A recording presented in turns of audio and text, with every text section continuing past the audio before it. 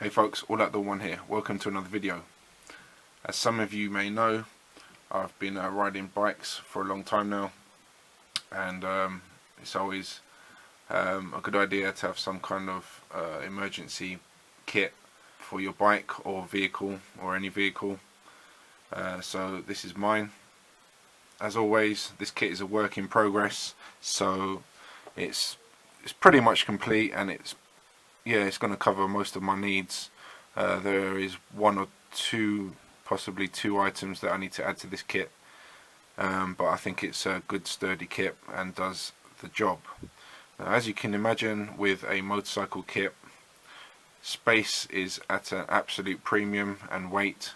So this had to be a very compact kit, and it stores under in the toolbox compartment of the bike, which is tiny. Can literally fit maybe 4 or 5 cans of beer in there, so nothing at all. So obviously that was my main restriction. And one of the most common problems on a motorbike is punctures, particularly on sports bikes. You know, they've got very low profile tyres and seem quite susceptible to being punctured, I have found in my experience anyway. So the first thing obviously that I have is a repair kit. This is a good one. I've been using these for years, and I have recently started selling them online as well in my shop. But really good kit. Basically it's a piece of rubber that you plug into your tyre, and no need for any glue of any type. It literally takes about a minute or two, and full instructions included here. But I've done 6,000 to 7,000 miles on one of these, and absolutely no problems, and that was running at pretty good motorway speeds. Obviously, if your bike or vehicle has inner tyres, then this is not for you. Other than that, I definitely recommend them. Works for cars as well.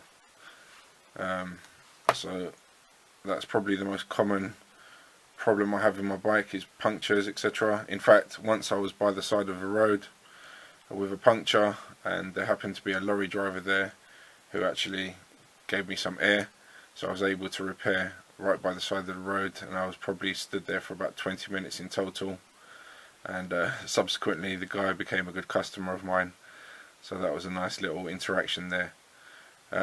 So yeah, definitely recommend that. Just loose in there, have some duct tape, good for various repairs, etc.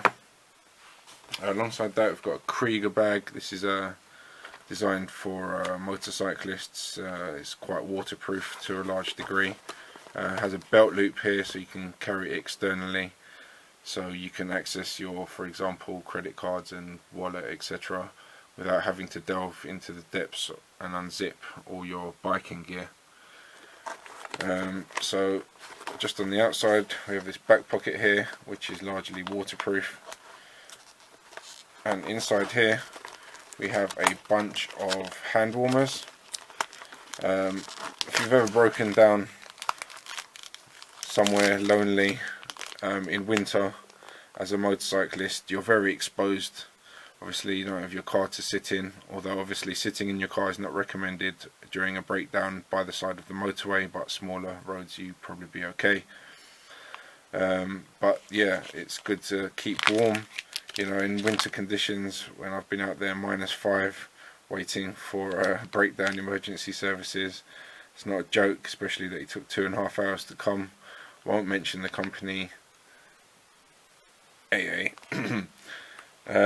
So yeah, definitely recommend some hand warmers. That's always a good option. Stick them in your pockets and give you a bit of central heating whilst waiting for rescue. Also, if you've been in an accident, obviously keeping warm is a good idea, as this decreases the likelihood of any severe shock reaction. So moving on to the main compartments now. I have a little zip up pocket here, which is actually empty. This also is a waterproof pocket. First up we have a small Itp Light. This is one of my best lights of all time. Works on a single AAA battery. reliable as hell. I've had this one for coming up to 10 years now, and still works absolutely great. So nice, easy available battery source as well, AAA. So yeah, if you break down at night, you can see what you're doing, or if your headlight even fails for any particular reason, you could actually strap this to the front and do a few miles and still be seen on the road. You'd be surprised how bright this thing is. Obviously it's not very recommendable, but it will do in a pinch. Alongside that, we've got some good strong cordage here with a 950 pound braking strain, so good for keeping bits of fairing together if you've had a little incident of any type, or for keeping an exhaust system in place whilst you get to a garage or whatever you need to do. Lots of uses for that.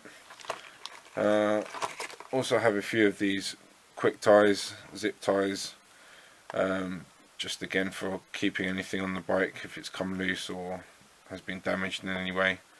Another good multi-purpose useful item. Next up we have a couple of glow sticks. Again, if you're broken down by the side of the road, you want to stay visible. So a couple of 6-hour green light sticks here, nice and bright, mark your vehicle or yourself. So again, handy item and reliable. Some first aid items here, just some wipes to remove bits of road from wounds, etc. If you've ever had a scrape on the motorway or anything like that, you'll know that you're picking out bits of shrapnel out of your knees and various other body parts. But hopefully, touch wood, no more accidents. But if I do have one, then you can clean up scrapes and you know, sterilise the wound basically. Also have some surgical spirit in a little bottle there, again for cleaning up wounds, and then some bandage there just to apply pressure to wounds or to seal it up, etc. in a waterproof little container there. Another first aid item, I have a reflective foil blanket. Again, for the same reason, you carry the hand warmers, carry the reflective foil blanket. Just keep you warm whilst you're waiting for rescue or breakdown services, etc. by the side of the road. Keep you dry, keep the rain off you, keep the wind off you, and again, to minimise the possibilities of shock. Definitely a highly recommended item out of this kit. And now, obviously, what toolkit would be complete without some tools? Just another zip tie there. But here we have a small multi-tool, various bits and pieces, but the main purpose I carry this is for the pliers, which are sprung. Very good item for grabbing bits and pieces, for example nails out of your tyres or bits of glass, pottery, etc. out of your tyres before inserting a plug potentially. So a good item there, and then you've got some screwdrivers, bottle openers, little saw, file, etc. Just make quick repairs to the vehicle whilst by the side of the road, for example. So handy, but particularly of use are the pliers on there. Alongside that, put one of these little SOG folding knives in there. This is just a nice sharp little blade for quick cutting tasks, cutting rope or tape or bandages, for example. Yep, just handy to have. At least you have one little cutting tool in there. And finally, we come to this Swisstech multi-tool. I'm not a great one for these novelty kind of multi-tools, but I have found that this is actually a useful one. Particularly because it has the right gauges to remove the bodywork from our bike, to get access to the internals. Obviously you're not going into the engine with this stuff, but useful nonetheless, and a quick changing tool there to remove the mother clip. And your usual screwdrivers and various other bits and pieces, sort of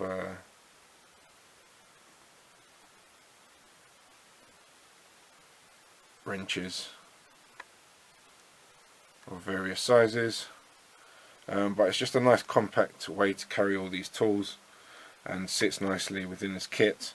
And as I said, I have found this one to actually be quite useful to a motorcyclist, and I believe it's actually for bicycles, but works for me. Now I do have a little more room in the compartment to add a couple more bits and pieces.